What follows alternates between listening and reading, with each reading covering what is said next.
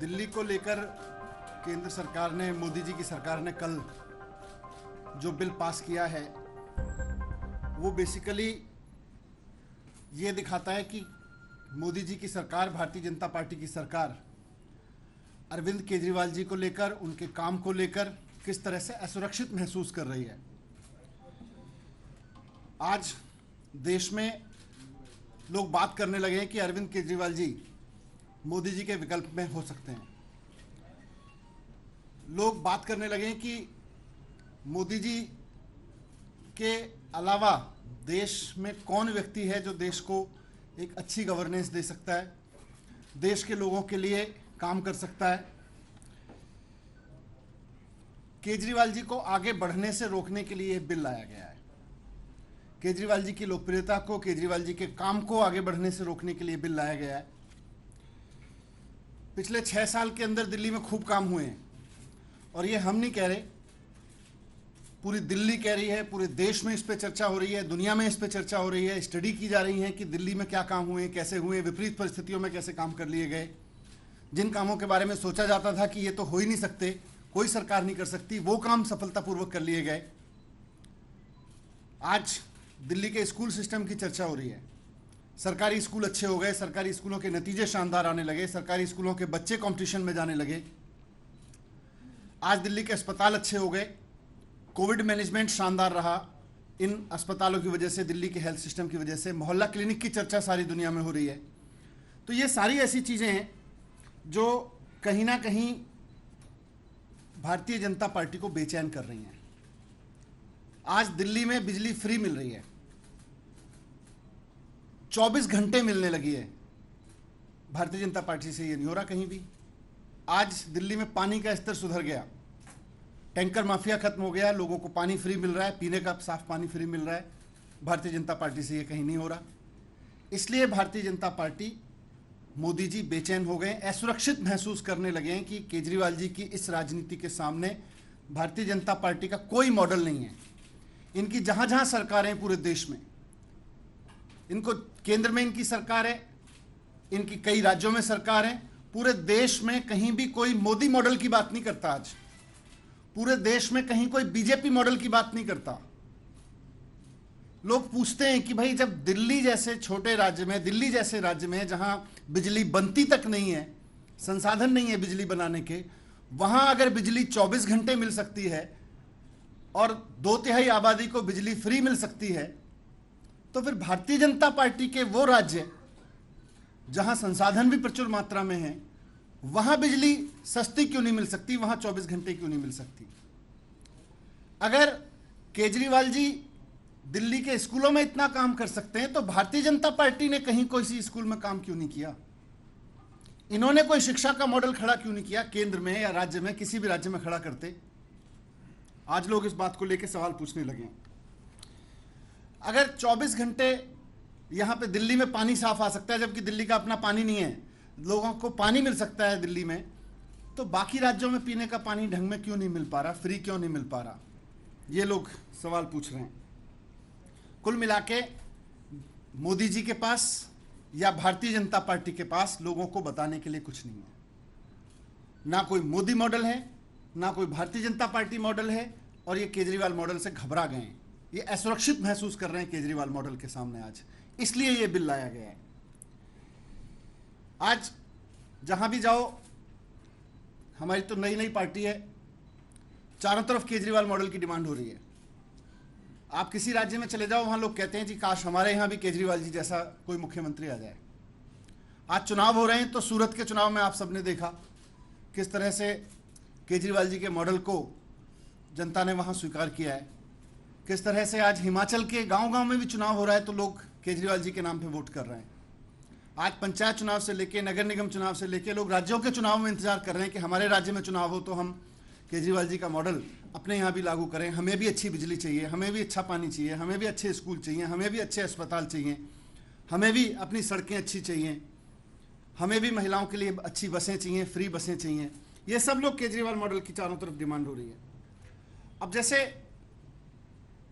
ये तो बहुत बेसिक चीज़ें हैं, पर जो विज़न केजरीवाल जी लेके आते हैं वो भी इनके लिए बड़ा चैलेंज है, क्योंकि जो केजरीवाल जी का विजन है गवर्नेंस का, उसके सामने भारतीय जनता पार्टी या मोदी जी कहीं टिकते नहीं है।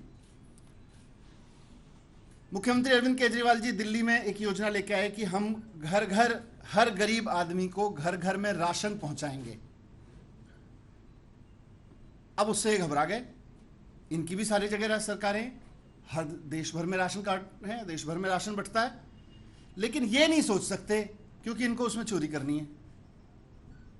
इनका मॉडल चोरी का मॉडल है, इनका मॉडल बेईमानी का मॉडल है।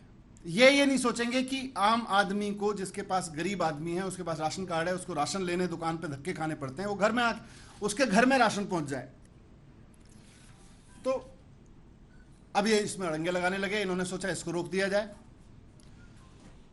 आपको ध्यान होगा कि door step delivery of services, Kejriwal ji एक योजना लेके आए कि सरकार से कोई भी सर्टिफिकेट बनवाना हो, सरकार से कोई डॉक्यूमेंट लेना हो,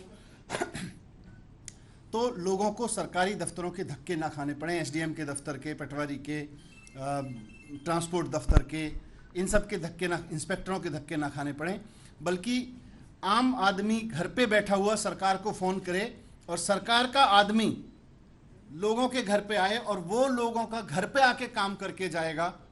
ये मॉडल अरविंद केजरीवाल जी ने दिया।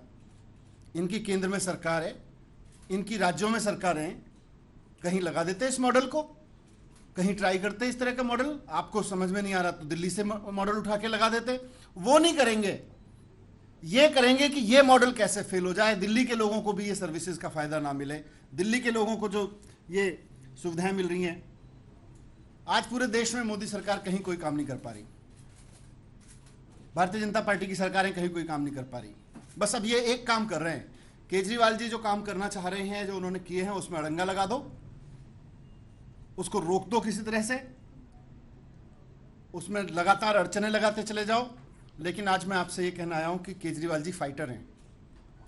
केजरीवाल जी इनके इन अड़चनों से, इनकी इन तिगड़मों से रुकने वाले नहीं हैं।